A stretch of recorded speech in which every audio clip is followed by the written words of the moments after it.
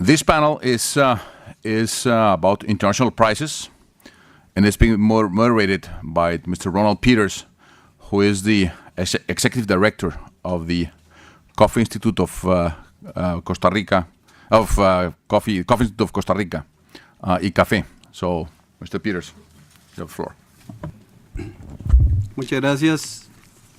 Quiero primero Thank you. agradecer a los panelistas. I'd like to begin by thanking our panelists, Mr. Nicolas Tamari, the CEO of Sucafina, Mr. Rodrigo Correa da Costa, Director of Commodities, SG Americas Securities, Mr. Edgar Cordero, the Senior Advisor on Global Strategy from the Colombian Coffee Growers Federation, and Mr. Rick Reinhardt, the CEO of the SCAA, Specialty Coffee Association of America.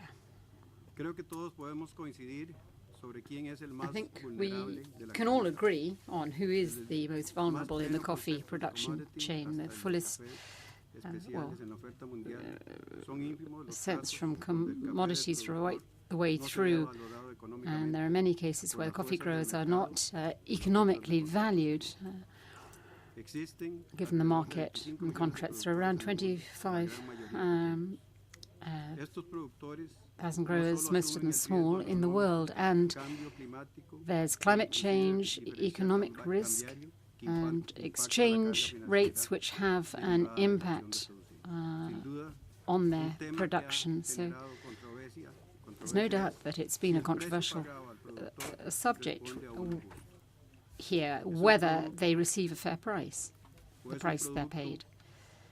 de una ruleta de la suerte. You know, it's Russian roulette, really. There's the C contract as the basis. The hedging funds can perhaps assist, but the producers are unable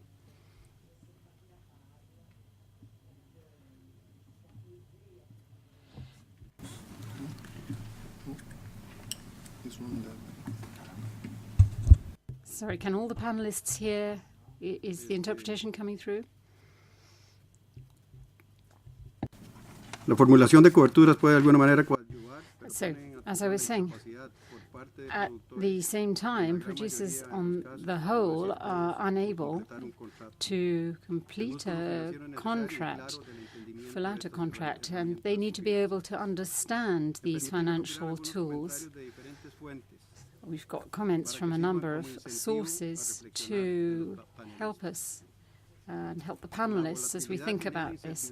Volatility causes market uncertainty, and that leads to vulnerability for producers, including financial stakeholders who have the necessary financial tools. Then that would help do something about the volatility of prices, which affect the supply and demand model, which no doubt has an effect on producers.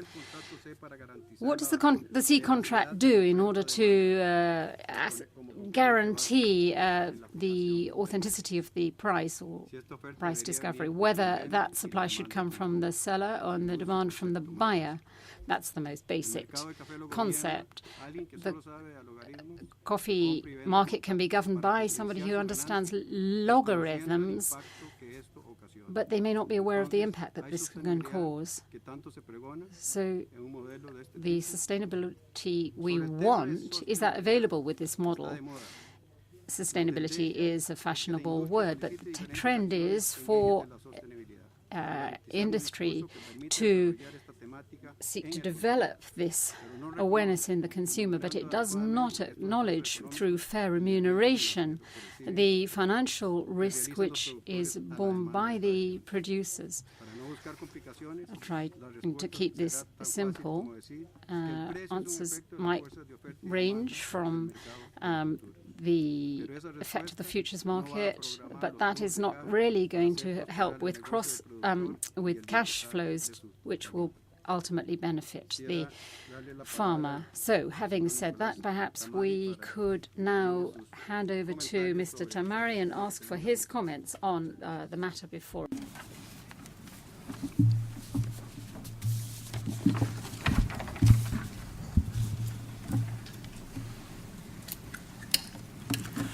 Good afternoon, everyone. I'm Nicolas Tamari, the CEO of Sucafina, and it's a pleasure to be with you today. I believe that in general, the futures market is an effective tool for price discovery. This is more valid for mainstream coffee than for gourmet coffee. Over the long term, the New York market does ultimately reflect the reality of supply and demand, especially for natural Arabica coffee, even if the contract is a washed contract.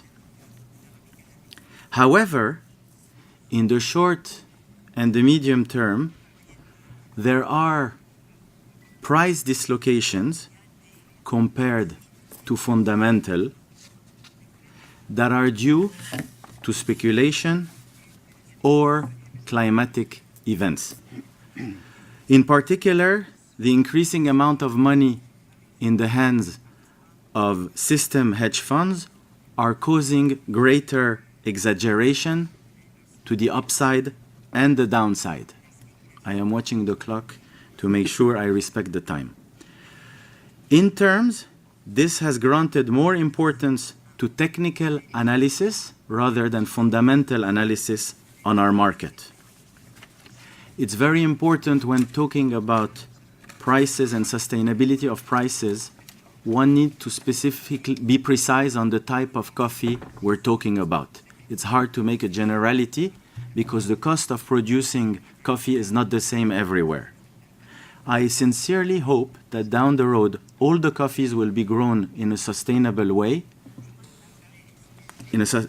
and firmly believe that gourmet coffee that are today not priced according to the New York market, but through more often long-term contracts between producers and end users, independent of the exchange, will grow, and the price will be set in such a way that the producer has an incentive to keep growing production and quality and makes enough money for his children to continue the work.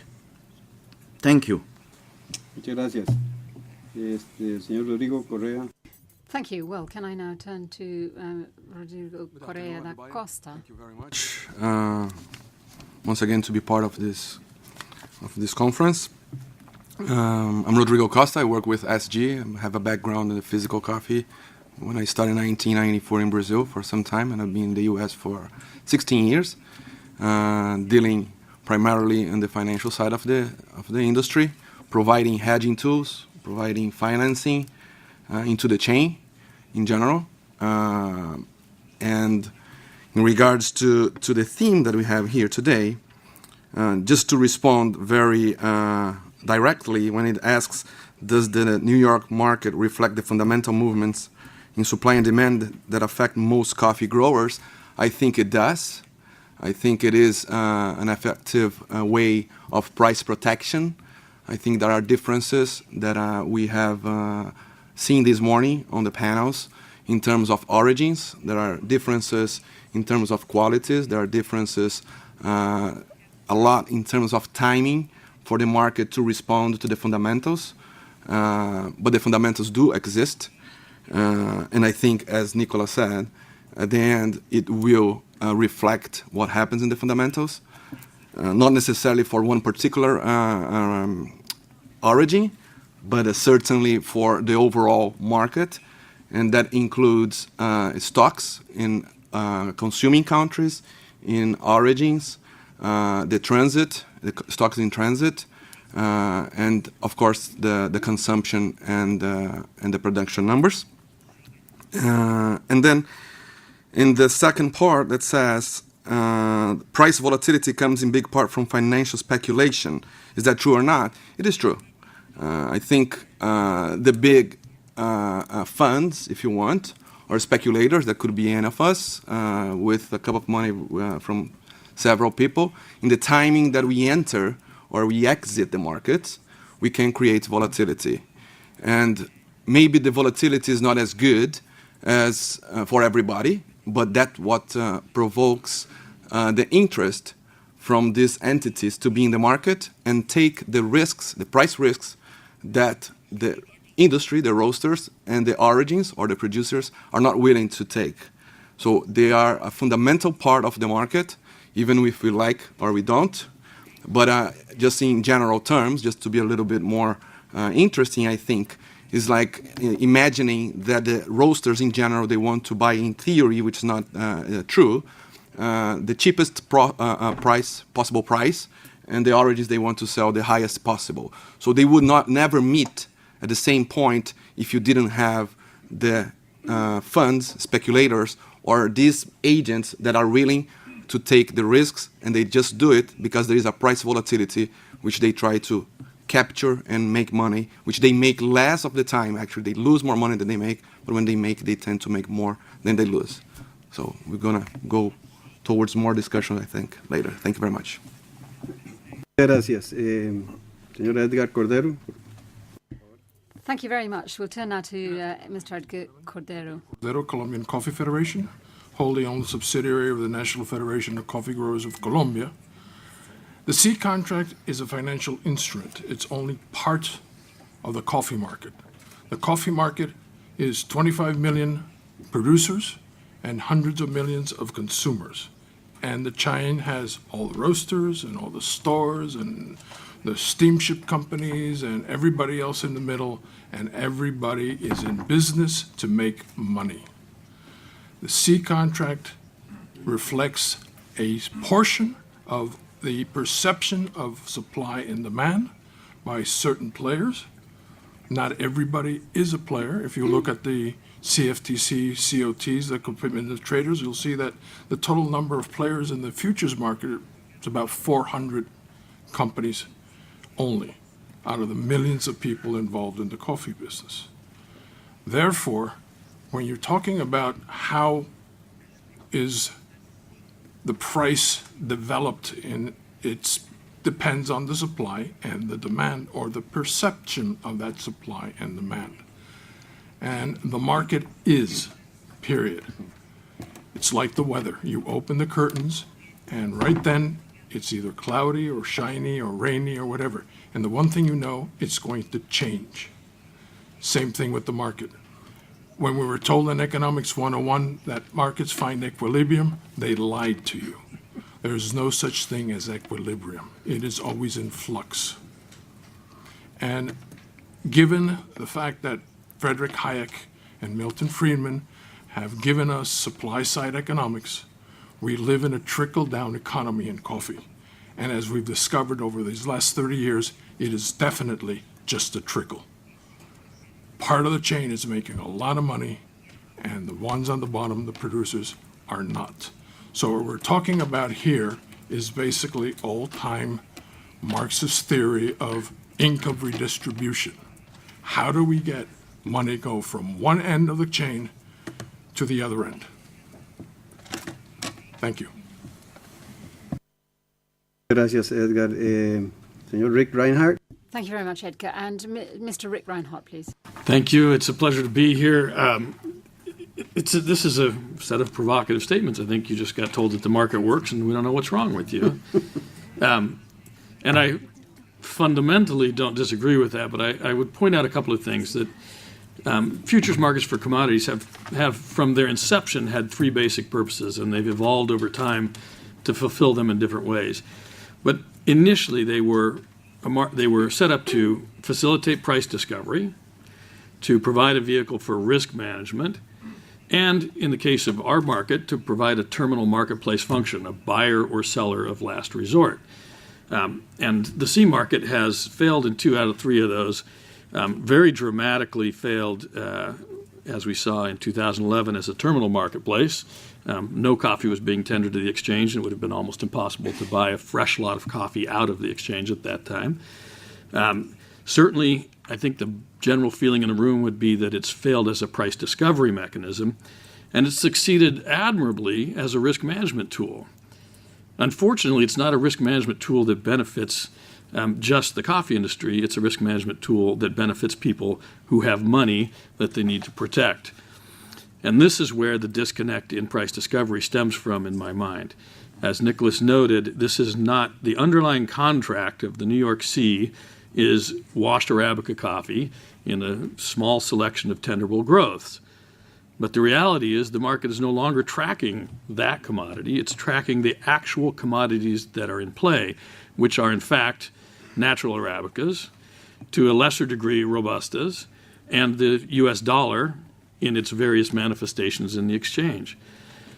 So what we've got here is actually a derivative marketplace which functions perfectly well for most of the trade. It does a great job of giving you an opportunity to manage your risk, whether your risk is most perceived in price, whether your risk is most perceived in volatility, or whether your risk is most perceived in currency fluctuations.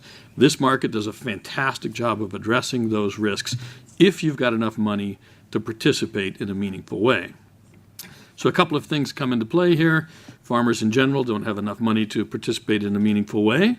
If they did, they might find a new risk with margin calls driven by volatility that they didn't anticipate. They probably are much less interested in managing pieces of their risk than other players in the market might be. And in fact, because farmers are a natural long, they really only want to manage their downside risk and nothing else. So it's a market risk management tool that's not effective for them. And then finally, in the aggregate, I'd say I'd agree wholeheartedly with Edgar. What we have here is not a price problem. What we have here is a distribution problem, and that's the topic we should really be talking about. Muchas gracias. Tal vez, Thank you. viendo algunos de los comentarios que han hecho individualmente, Well, if I can look at some of these comments, Nicolás Tamari, Nicholas que menciona que sí refleja mentioned el mercado that los precios. the C contract reflects two prices, that there are hedge funds which do intervene and may bring in the volatility, and that gourmet coffee, he said,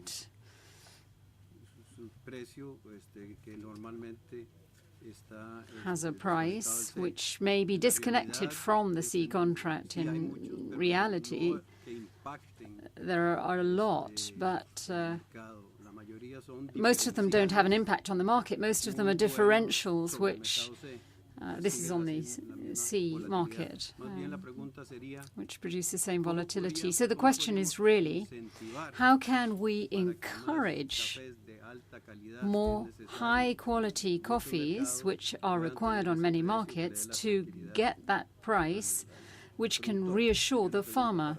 And that's a question I'd like to throw out to you all. How can we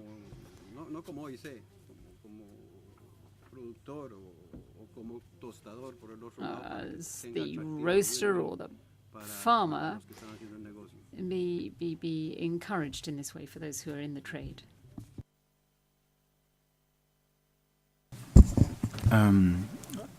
As I mentioned previously, I think the C contract does not reflect the gourmet coffee and what consumers are now wanting more to consume.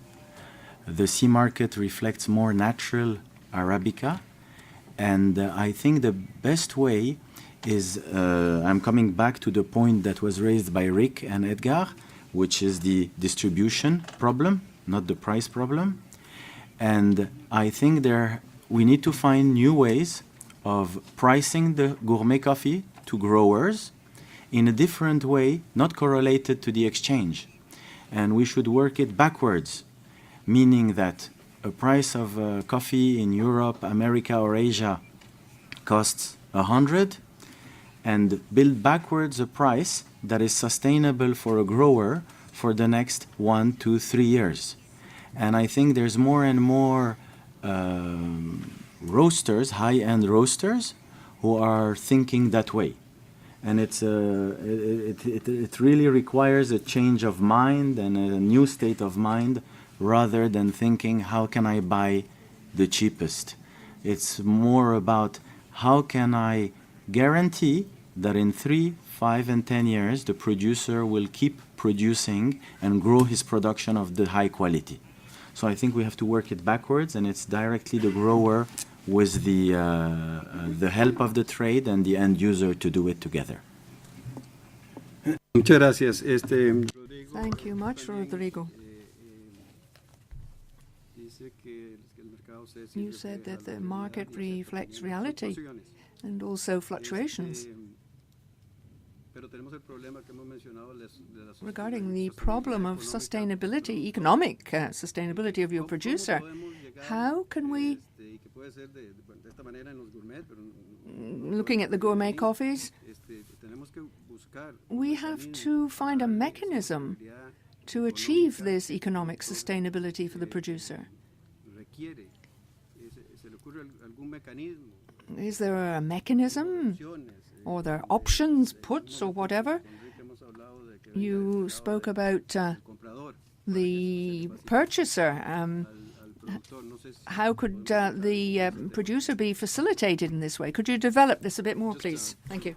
To link the points, I tend to say in all my presentations that coffee is not really a commodity, and you try to commoditize something that you can eventually. And the reason why the C contract reflects Brazil is that Brazil, first of all, is a large producer and is the swing factor because it has biannual cycles. But at the end of the day, the consumers have been consuming more of the coffees that are non-naturals just because that's where the growth of production has been, as well as you see in Robusta. So maybe I think it's a very good point that we need eventually to look into the contract and have a differentiation. But at the same time, you need liquidity. And for liquidity, you need something to be a commodity. And you do need the participants that eventually are not there all the time making the best price judgment. And the perception of the market is really what makes the market move. But as Nicolas said, I think it's a great point. You need to probably put together the producers of higher quality beans with the buyers of higher quality beans. And the ones buying it, they have to agree to make contracts as long as, in a long term, that will sustain the producer and pay that price to eventually not have that coffee being underpaid or based upon the price of the exchange. So I think at the end of the day, if the consumer is willing, or you have a consumer actually that is there to pay the price of higher quality beans, and the roasters, they can somehow put contracts in place in long term with the farmers, I think that's where the solution might be. Because if you do put that into a commodity contract, then it doesn't become as fair. I fully agree with that. And eventually, any institution company will take the sides of a longer-term contract between a very solid buyer and help the producer. Because at the end of the day, as was said earlier here in the session, the farmers they do not have a tool of financing because it's very risky to produce coffee, as Melis has said earlier. Yes, so you need someone to take that risk and then eventually transfer it to any financial institution, I guess. Muchas gracias. Tal vez. Thank you. Perhaps, Rick, could you expand on this a bit? This idea that we're talking about possible hedging, because the panelists, I think, could add something to this too. Thank you. The question here was about risk management. Small farmers in particular, but farmers generally are very challenged to access the risk management tools that are available to roasters and to the trade for a variety of reasons. They're often disaggregated and generally are more poorly resourced and ill-prepared to take on the new potential risks that happen when you get into these hedging strategies. 3 years ago, I was in a conversation with a buyer for one of the largest retailers in the world, and It was very apparent that in Central America that the cost of renovation was going to be extraordinary, and that in order to get that money into play, probably the easiest mode would be for buyers to do long-term contracts with producers, and the producers would then be able to leverage those long-term contracts into immediate capital that would start to finance their renovation. And I asked this particular buyer, I said, what keeps you from doing long-term contracts? I know the qualities you want, you know the farmers in question. Why don't you do more long-term contracts? And his response was, well, our issue is performance risk. If the market goes down and these long-term contracts are in play and these producer organizations can't deliver, we're left with no coffee, and we can't survive without the coffee. And so an idea that emerged, not my idea, other people's ideas, was the opportunity for a buyer to protect the upside in favor of the producer, because the buyer's got the necessary wherewithal, or at least the leverage to the traders to make them take that position for them. So essentially to buy a risk management tool for a rising market. And the question is, why does a producer need protection in a rising market? Because if they've sold in a long-term contract and they miss out in the increase, smallholder producers in particular are unlikely to deliver the coffee that they promised to their cooperatives or to what other aggregator there is. And so this is a functional thing. You could do this, and it's been done. Of course, the challenge is for the buyer to take on that additional cost and be in a position where if the option became realized, the question is, why don't you just liquidate the instrument and convert it to profit and then go out and shop for other coffee elsewhere? So there's lots of sort of questions in here about whether that instrument could be applied on a fairly broad base, particularly with publicly traded companies, which again defers back to Edgar's point that we've got supply-side economics that suggests that increasing shareholder return is an ethical system, which it's not. It's a business system, and so we can't make ethical decisions on the basis of shareholder value. We can only make business decisions there. And sometimes the ethical decision, that is, I'll pay this farmer what his coffee's worth, not the price I can get him to take, which is a completely different dynamic. And that was a lot of concepts stuffed into one long continuous sentence, and my apologies for that. Thank you. Thank you. Could you perhaps also expand on these two ways that are being suggested? That is, to stress more the producer and the toaster. In a specialist we're talking, but in terms of their price, how can we strengthen this relationship? And on the other hand, the risk for hedging. Perhaps you could talk a bit about this and throw some light on it. How do you think we could develop this? Well, the first problem with producers hedging is their financing. Margins. The last thing in the world you want to do is hedge yourself and then get stopped out because you don't have margin money. That's a double whammy. So asking producers to understand Black-Scholes and how options work is really difficult. Most sophisticated people in the Northern Hemisphere can't deal with Black-Scholes and options pricing and stuff like that unless you have a master's degree in financial mathematics. So you get back to the vanilla option futures. You buy and sell. You're afraid the market's going to go down against you. You sell futures in advance. You think the market's going to go up. You buy futures in advance. The futures market, again, we get back to the C contract. Why does the C contract represent more of the unwashed coffees? In my opinion, it's because the certified stocks are old coffee.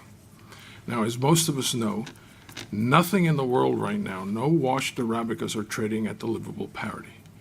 The C contract was designed to be the buyer and seller of last resort. When we had excess production globally, the C contract had 6 million bags of certified coffee, and it was all fresh coffee. So when push came to shove, a roaster could go and take delivery on the C contract and get something he could use. Now he can't. We have 1.6 million bags of pretty old coffee. Now, when you look at what happened in the 80s, we went from trading flat price to basis trading. So what happened is that we went from trading at deliverable parity or better than deliverable parity in most coffees to now we have premiums. Guatemalans at 45 over, Colombians at 10 over, Brazil's at 25 under. Basically, the differential business, the market, is a barter business. You're telling the roasters or the buyers and the sellers are telling you Guatemalans are worth 15 cents over Colombians. Colombians are worth 35 cents over Brazil's. So it's easy to peg this to the benchmark, which is a C contract, because that makes your life easy. If you buy at 10 over and you sell at 12 over, you're making 2 cents. If you hedged yourself and you take your hedge off. So it's a sure way of, and as a manager, it's easy to mark your book to market at the end of the month all the time. So you ask producers to do this, very difficult. Then you want to get the roasters to cover this and do this operation. There's no free lunch. This all costs money. So if you have some roasters doing it and others not, the ones who aren't doing it have a price advantage suddenly. So the guy who's doing it over here says, I got to make that back. 9 times out of 10, he's got to squeeze the producer. So eventually the producer ends up paying it. So in the long run, just saying, let's everybody hedge and use the C contract or do something like that is still not cost effective. So again, the pricing, how it's, who pays 25 over, who's paying 10 under, for what coffee is almost irrelevant. That changes. Again, the market is in flux all the time. The problem is, how do we get the distribution? The study that the ICO did back in 2012, 2014 showed that the retail value of coffee globally is about $200 billion. The income that all producers make globally is about 15 billion. 15. So there's almost a factor of 10 between one end of the supply chain and the other end of the supply chain. So again, it's a problem of distribution and not per se how the price is arrived at.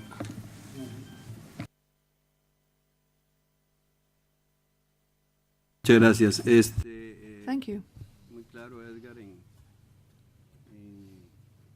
su resumen final.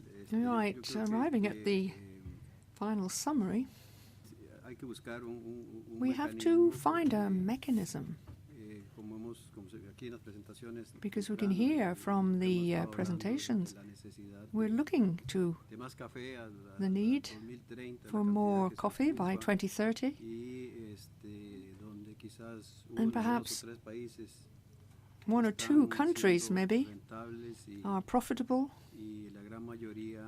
but the majority are not. And this is not sustainable. So we need to find alternatives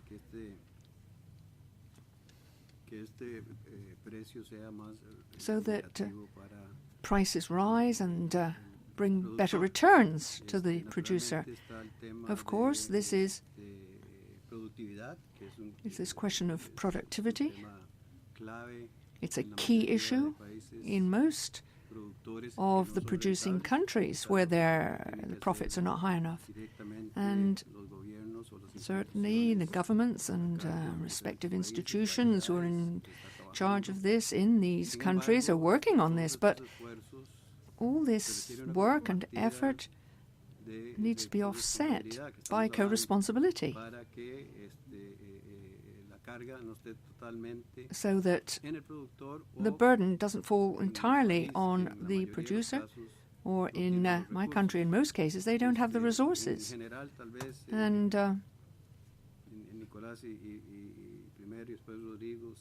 I think, as you speakers have said, you've asked how we can make progress in terms of economic sustainability for the coffee sector, because the whole chain seems to be moving along these lines. Perhaps could we have a little bit more on how we could get around this? How can we do something about this? How can we face it?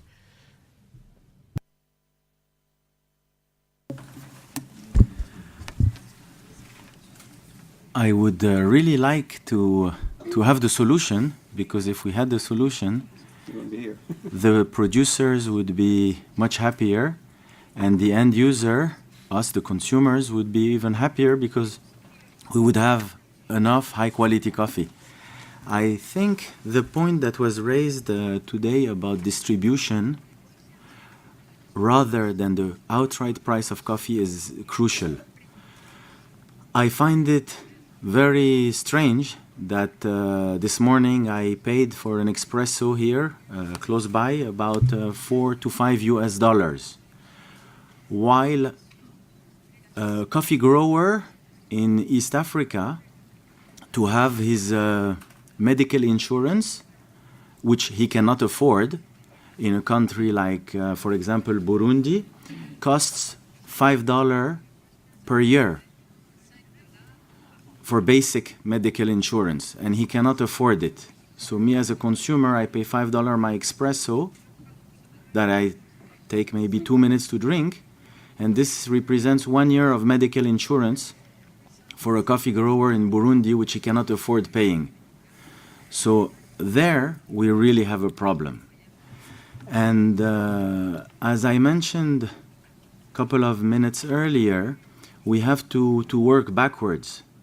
Not New York market says coffee commodity price is $1.50 and we pay a discount or a premium on that price. We have to say the price of high quality coffee for the end user is $100.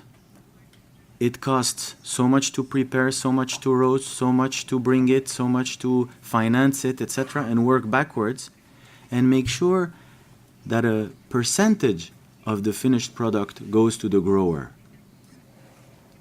not vice versa. And today we're doing it upside down, but it takes a lot of thinking, it takes a lot of brainstorming in order to come up to a formula.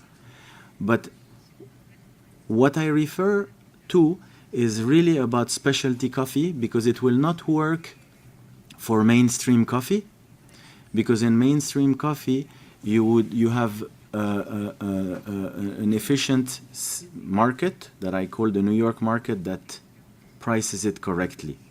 What I'm referring to is really specialty coffee.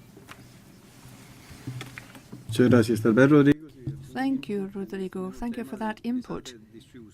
And there's this question of distribution. Well, perhaps this is the key as to how we can achieve this economic sustainability for the producer. I think we have to change the human nature to probably achieve this, because unfortunately what you have is whoever is on the one side of the chain wants to make as much money as possible, and whoever is on the other side wants the same. It's very difficult to bring together.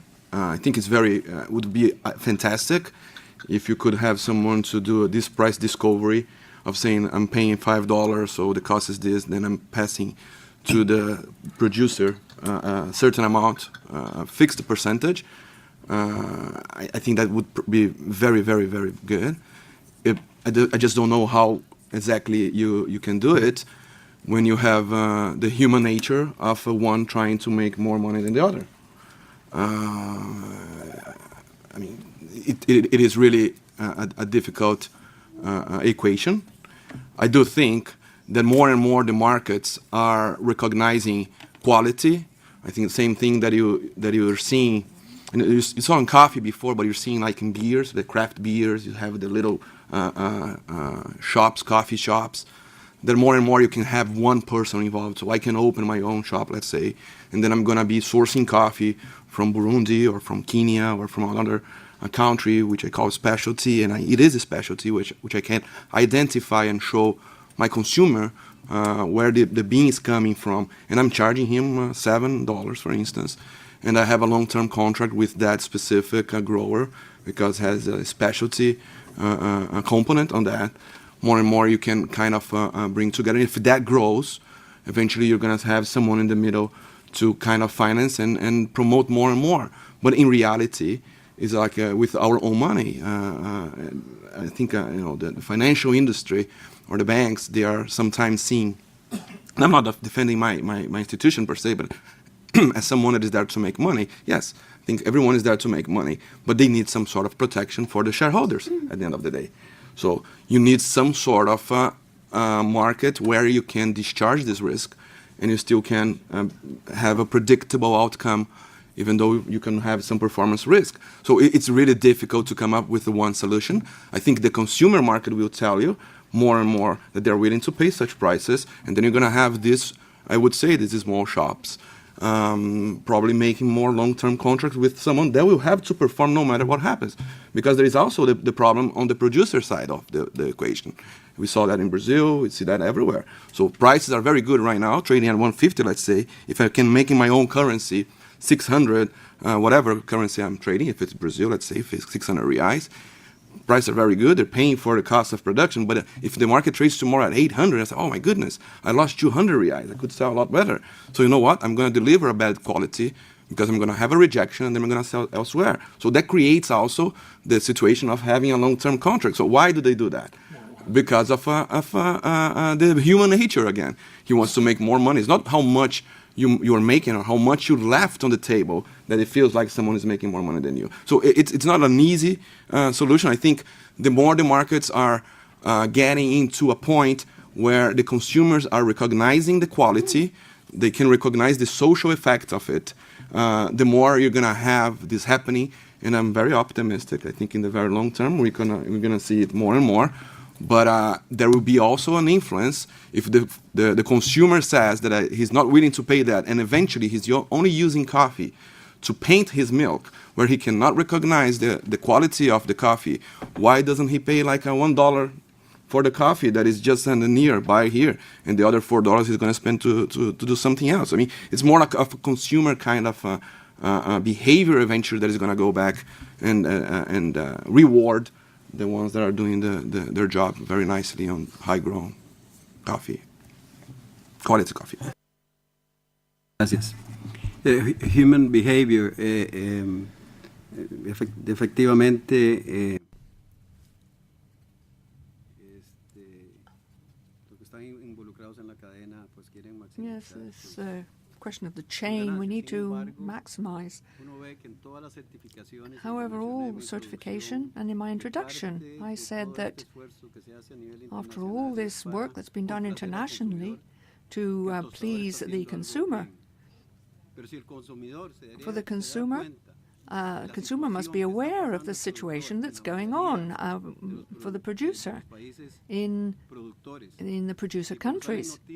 And when news comes out that there are negative aspects for the producer countries, and they blame the producer country for what's happening, the producer, the workers, or the electors, the voters will rise in defense because they don't have the resources, because they can't demand more of the producer. And I think then, what do you call it, human nature?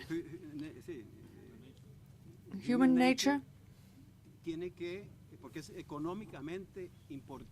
must realize it's economically important to look to the producer's needs. So I think if we publicize what's happening, and in this specific case, and yesterday I mentioned this in statistics, the case of Brazil and Colombia, which temporarily are profitable, but if costs go up, then it could be different.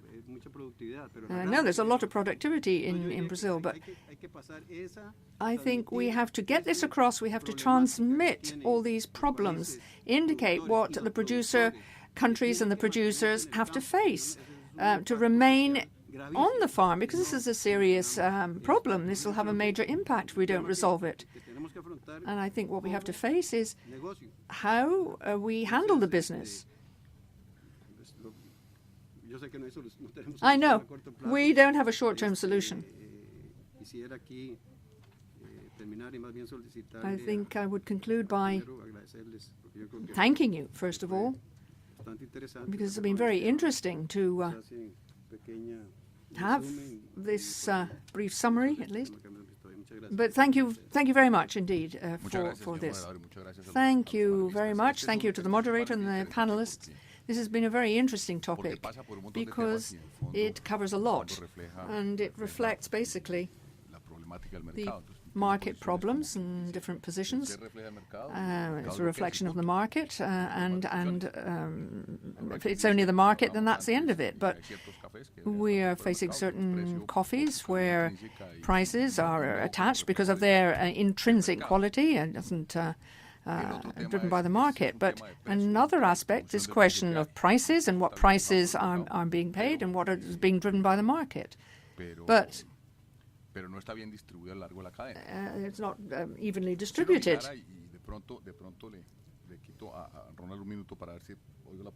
I think it'd be a good idea to allow the panelists to perhaps say a bit more.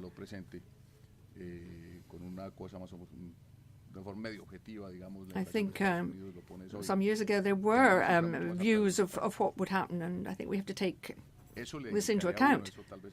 Perhaps you could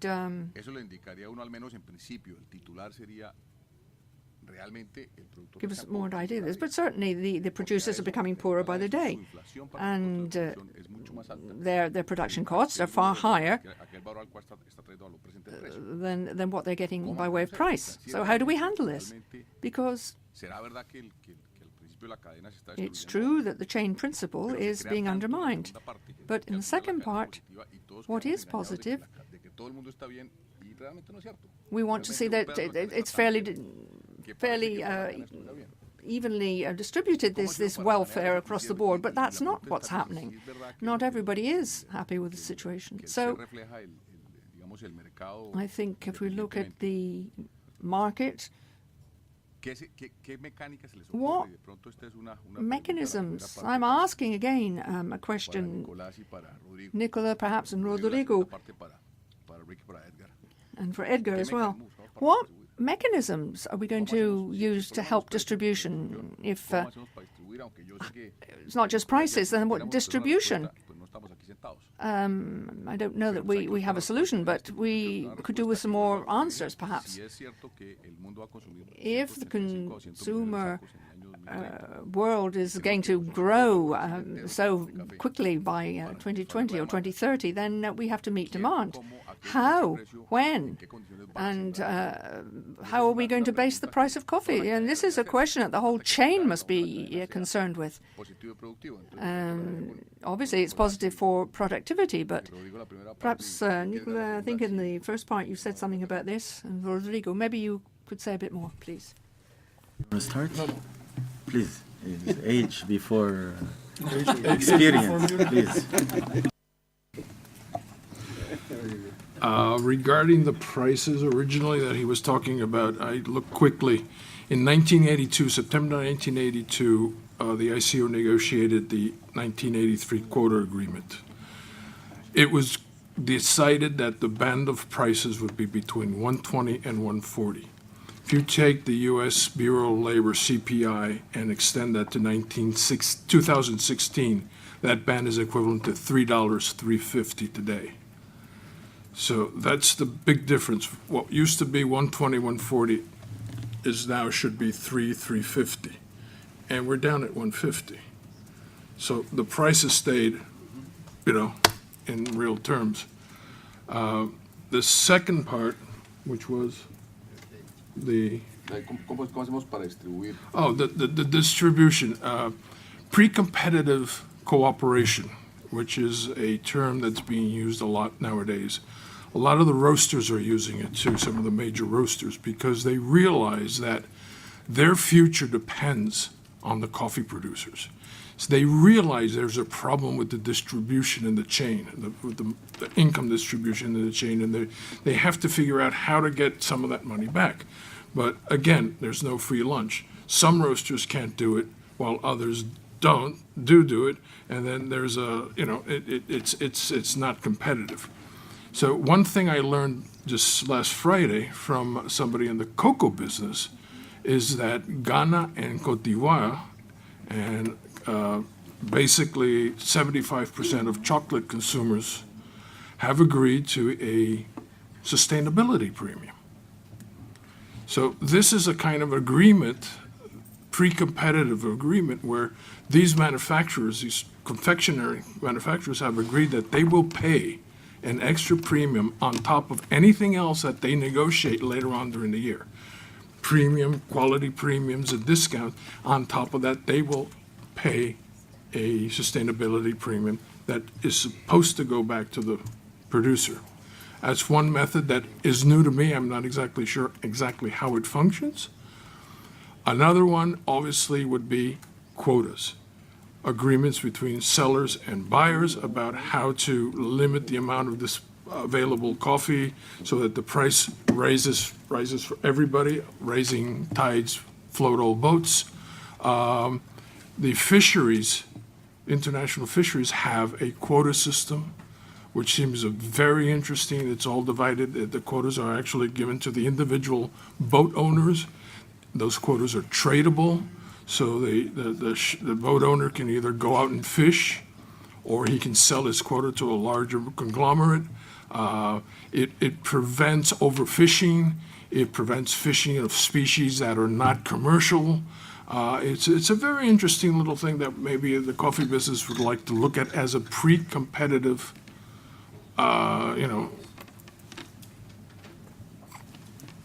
something that we could do there. Human nature, again, is impossible to change in the short run. Also Friday, speaking to, actually he said it publicly, Hakeem Lori from Chiwu was saying that, Chiwu is a retailer also in Germany. And so they did a lot of studies with their consumers about, certifications and premiums and stuff like that. And basically, the last question they would ask their consumers is, would you pay a premium for this wonderful seal, in fair trade? And most of them said, absolutely, we would pay a premium for that. But it doesn't translate into practice. They don't see any sales at premiums in their stores. So talk is cheap. Putting your hand in your pocket and actually paying for something is a different story. And, that's where I'll leave it there. Yeah, I'd love to add just a couple of things on this thinking, which congratulations on radical thought, Edgar, jumping out with a newly developed quota program, which this is the part where I say anything I say is the voice of me, not the voice of my government. But there's another. The reason we're starting to see some thinking around this is because all these kinds of risks shift from one side to the other, and we've had the distinct pleasure as consumers to have deferred almost all the risk onto the producers for the last at least since 1989 and probably before that. And that can't persist. If you just play out the current scenario, you don't have to be a rocket scientist to figure out we're going to get to a place where farmers, smallholder farmers in particular, in most, if not all of Central America and in many other places, are going to abandon coffee for some other crop. And what's going to do is distill down to where the efficient producers are. Looking at today, I'd say the efficient producers are probably Brazil, Vietnam, and Colombia, maybe Honduras, I don't know, maybe Indonesia. Hard to say exactly where the most efficient are, but for sure Vietnam and Brazil emerge as the most efficient producers. You end up in a scenario where today the coffee buyer has his choice of 40 countries that he can go and make not only quality decisions in, but pricing decisions. So he's negotiating with a wide range of potential sellers and has all the force. If I can't get my Colombian producer to sell to me at a price that I like, I can wave goodbye and go to my Brazilian producer and say, hey, how do you like this price? And I've got an opportunity to transact business. If the situation plays out, that opportunity to go from seller to seller will reduce dramatically until there's very few sellers who are entering the marketplace, and then the buyers are severely disadvantaged because now the seller says, you're not really that attractive a buyer to me. I think instead of selling my coffee to you, I'm going to hold out for a better price from this other buyer, and the power dynamic switches. So anybody who's in this business for the long term recognizes that that's a possibility and starts to say, how do I prevent that? I prevent that by establishing good, solid, long-term, remunerative relationships with producers so that they'll be in business to be an option for me in the future, and I won't have to live through this power dynamic. The interesting lesson to be learned in this, from my perspective, is to shift the current thinking of the producer. And I see in the vernacular for people who study this that the scenario that coffee producers find themselves in is that of price takers, because they don't have enough options to sellers.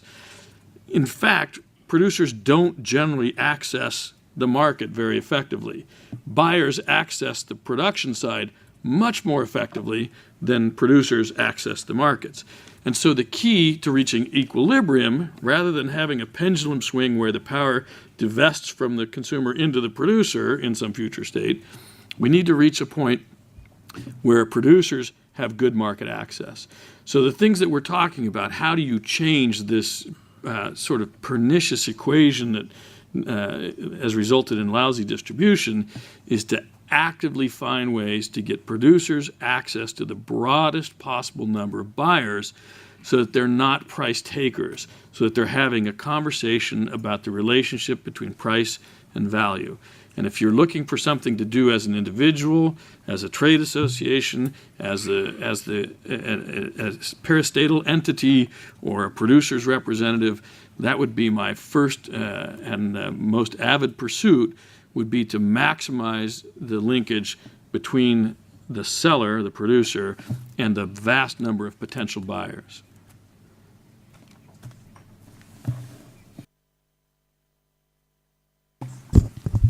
Just to bounce on what you're saying, Rick, I think it's very interesting. I could imagine, I mean, technology is really advancing very rapidly, and we all read in the newspaper about blockchains and all these new tools that are around. Since the futures market doesn't work as much as we wanted it to work, I could imagine a kind of a way for the producer to get his market access is to have a kind of central clearing for physical coffee, independent from the futures market, where the mark-to-market exposure of the contract and the performance is taken care of by this central clearing. And the central clearing could be owned by, like the blockchain concept, by many people, and nobody has a control on it.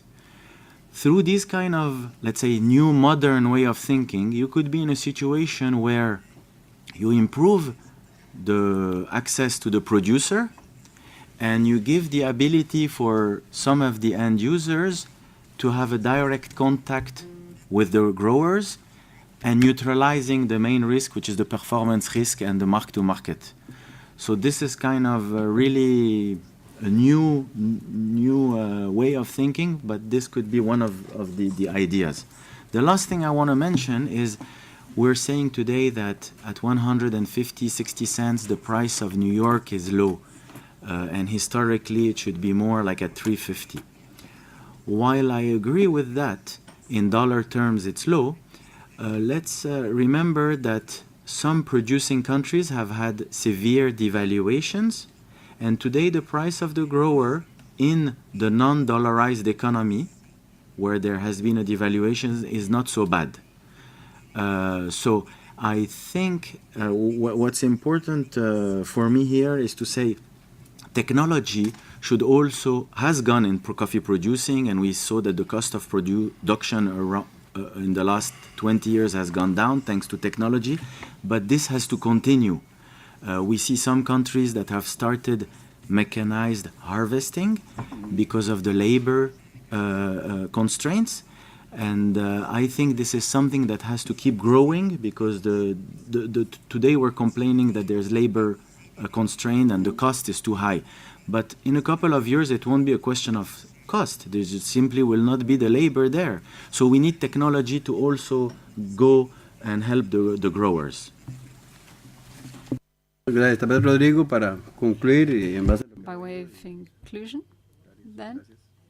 I'm talking different aspects. The first the question about who's going to supply coffee when you have a growing consumer base, I think is linked a little bit with the price as well. The problem that we have, I think, in coffee that it's not as much as in cocoa, for instance. You have several countries producing coffee which completely different political structure, infrastructure, currencies, and even quality profile. In economics, you say that the price of any goods will touch the most efficient production cost, right? In that sense, you have Brazil, which has been growing coffee for a long time. Politically, coffee was always important in Brazil, even for the independence of the country, like sugar and coffee were the main two ones. And it's very well structured, and I think it has a lot to teach in the way, for instance, of how the co-ops get together to represent all the small farmers. We have one example over here, which you're going to be speaking very soon, like Coco Chupin. So if you small farmer, it's a large co-op which brings together a lot of small producers, or any size of producers, not only small producers, and throughout their size, they are able to finance, provide inputs, doing barter for inputs and everything, and kind of plan in a long-term production, more structured production from the farmers. Is that the only solution? No. You also have, you need to have, Brazil, for instance, has let the currency flow. So the currency impacts a lot. That's why Brazil is also making money. Like Colombia, the currency flows freely. Therefore, if the market, as Nicholas was saying, is going higher, eventually the currency is getting devaluated. So it makes economical sense for these countries to be selling. And as much as we want to say that the prices, coffee prices are wrong at this 150, not 350, the production, the yields have gone higher a lot ever since. And again, we have not reached a point, other than in 2002, I think, when we touched 40 cents, where the producers are not producing because they're not making money. It's the opposite. I mean, we've been growing the production worldwide speaking. But since we have this base which is very heterogeneous, I mean, it's not like everyone is the same place. So it's difficult to really to really help everybody, I guess. So the coffee is going to come from the most efficient producers, and as of right now, it is Brazil. It is potentially Vietnam, not as much because the age of the trees, and Colombia that has been growing as well. And I think coffee prices, we were just talking before during the break, I think coffee prices are cheap at these levels, and I think we're going to be similar to cocoa, where since we have a very rich consumers in the other side, cocoa prices have gone higher and have never come back to the same level as before. So coffee, it's going to be probably $2 is going to be the minimum price at one point, because you won't have enough of this good. And I think the growth, although everybody relies still on China, saying that if China drinks a lot of coffee, then we're going to be in good situation. I think the growth actually will come a lot from mature markets, like Europe, like the US, because you have a lot of the beverage market has been changing substantially with the soft drinks because it has a high content of sugar being seen as bad, and coffee nowadays being seen as good as well. So what Japan has done into making coffee as a soft drink, not really, it's true to say that, but like, cold coffee and this fancy drink that you drink out of coffee, I think coffee will have a very steady growth of consumption and substitution for other beverages that are losing ground as well because of not being as healthy as well. So I think the price at the end of the day, as much as we like or not, will do the job, but the consuming market will grow a lot more that we have, and prices of coffee at 150, yeah, it's going to be cheap, but in absolute terms, in relative terms, I mean, we're going to have inflation still eventually, and then we always have this debate, but you have a gain in yields, as you have seen in grain markets and in different markets as well. Muy bien, muchísimas gracias a los cuatro panelistas. Thank you, and thank you very much to all four panelists.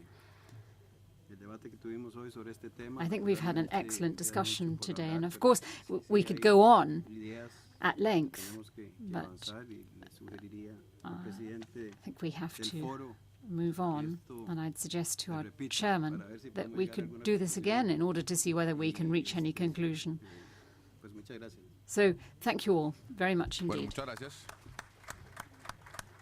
Thank you. Un excelente foro.